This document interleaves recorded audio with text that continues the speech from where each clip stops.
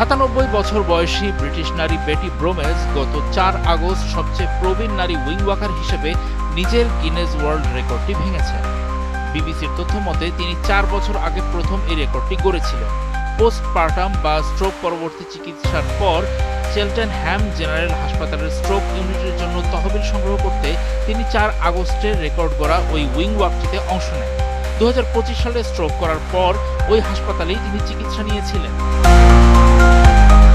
চলন্ত উড়োজাহাজের পাখায় হাঁটা বা অবস্থান নেওয়া ব্যক্তিকে উইং ওয়াকার বলা হয়। বিমান ভিত্তিক দুঃসাহসিক ওই অভিযানে অংশগ্রহণকারীকে একটি ভিন্টেজ বিমানের উপরের ডানায় বসানো একটি বিশেষ ফ্রেমের সঙ্গে নিরাপদভাবে বেঁধে দেওয়া হয়।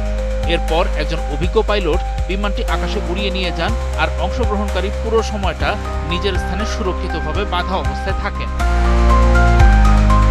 গত এক দশকে ৬টি উইং ওয়াক সম্পন্ন করা ব্রোমেজ সংবাদ মাধ্যম বিবিসিকে বলেন, এটি ছাড়া আমি জীবনের প্রতি বিরক্ত হয়ে যেতাম। তিনি আরও বলেছেন, আমি গাড়ি চালাতে পারি না, খুব ভালো দেখতেও পাই না এবং আমি কিছুটা হতাশ অনুভব করি। তাই আমি সেই কাজগুলোই করতে চাই যা আমি করতে পারি।